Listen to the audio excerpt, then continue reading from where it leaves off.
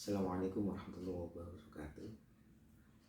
Kemarin ada seseorang yang menanyakan kepada saya, Pak Manap, ada enggak dari kasus Ferdy Sambo yang belum dibahas oleh orang-orang sehingga luput dari perhatian?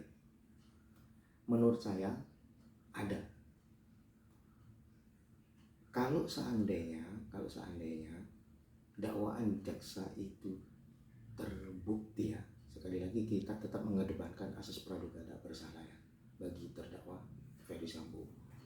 Ini kita secara formalistis saja. Kalau seandainya dakwaan jaksa penuntut umum terbukti, maka tindak pidana yang dilakukan oleh Ferdy Sambo dapat dikategorikan sebagai tindak pidana gabungan, atau istilah teori hukumnya merupakan concursus realis, yaitu beberapa tindak pidana yang dilakukan seseorang yang melakukan beberapa tindak pidana dan dikenai oleh beberapa sanksi pidana juga. Itu namanya concursus realis. Nah, apabila kalau kita melihat dakwaannya jaksa penuntut umum terhadap Ferdy Sambo, itu ada dakwaan ke-1, dakwaan kedua. Dakwaan ke-1 itu merupakan pembunuhan, baik itu primernya pembunuhan berencana 340, subsidiarnya 338 pembunuhan biasa. Terus dakwaan yang kedua yaitu Undang-Undang ITE pasal 49, primernya, terus subsidiarnya pasal 48. Atau yang kedua primernya 233, subsidiarnya 221. Intinya versinya jaksa penuntut umum, versi Sambo itu telah melakukan beberapa tindak pidana yang berdiri sendiri.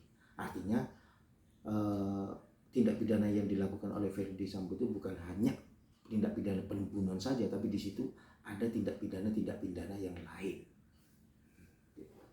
Seperti contoh misalnya pasal 221 yang menghalang-halangi proses hukum atau penyidikan dalam hal ini, itu berdiri sendiri menurut jaksa penuntut umum.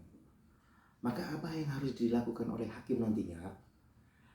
Seperti kita ketahui di dalam pasal 65 KUHP untuk tindak pidana concursus realis, apabila terdakwa itu melakukan beberapa tindak pidana, maka hakim itu harus memilih di antara tindak pidana yang dilakukan oleh terdakwa itu mana sanksinya yang terberat.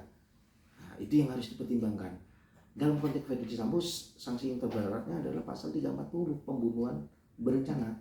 Hukuman maksimalnya itu 20 tahun bahkan sampai hukuman mati. Maka tugas dari hakim adalah mempertimbangkan apakah terdakwa itu terbukti melakukan tindak pidana, dan juga mempertimbangkan sanksinya terberatnya bagi terdakwa itu berapa tahun sampai berapa. Nah, untuk tindak pidana yang terberat ini gitu. Untuk tindak pidana berikutnya, tindak pidana yang lain, itu hakim tidak boleh mempertimbangkan karena kitab undang-undang hukum pidana KUHP pasal 65 itu secara otomatis hakim harus menambah 1/3. Nah, jadi dalam konteks Ferdy Sambo ini hakim harus hanya mempertimbangkan sanksi tindak pidana pembunuhannya itu berapa tahun. Misalnya hakim menurut hakim adilnya Ferdy Sambo ini untuk tindak pidana pembunuhan 15 tahun, maka tindak pidana ITE ataupun KUHP tentang menghalang-halangi proses hukum itu ditambah 1/3 dari sanksi pembunuhan yang dijatuhkan oleh hakim. Misalnya sanksi pembunuhannya hakim menganggap 15 tahun sudah cukup nih, maka tindak pidana ITE maupun KUHP 221 itu wajib ditambah 1/3 dari vonisnya hakim tadi tentang pembunuhan tindak pidana pembunuhan itu.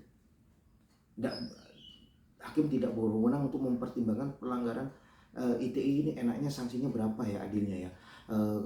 Pasal 221 enaknya Ferdy Sambo disanksi berapa, itu nggak bisa kayak gitu. Nah, jadi hakim mempertimbangkan keadilan itu untuk hanya tindak pidana pembunuhan saja. Untuk tindak pidana pelanggaran undang-undang ITE maupun pelanggaran terhadap pasal 221 KUHP atau 233 KUHP, itu hakim secara otomatis wajib menambah sepertiga dari sanksi yang divoniskan, yang ditetapkan oleh hakim terhadap tindak pidana pembunuhan.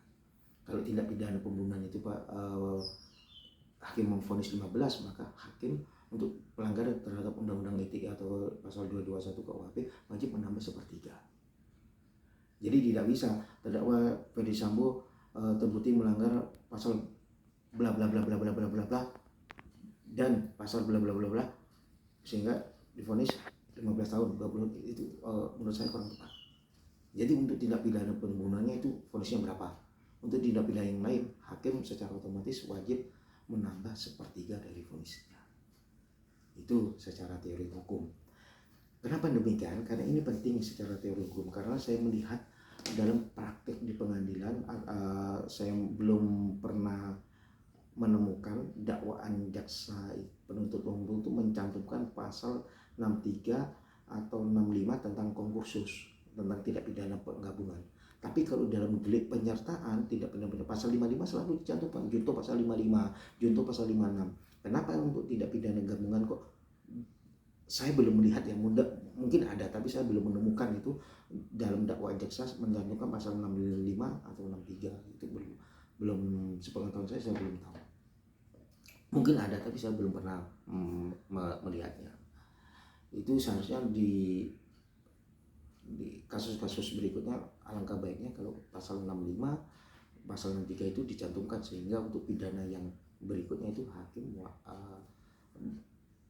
wajib berpedoman pada pasal 65 atau pasal 63. Sekian dari saya, kurang lebihnya maaf. Assalamualaikum warahmatullahi wabarakatuh.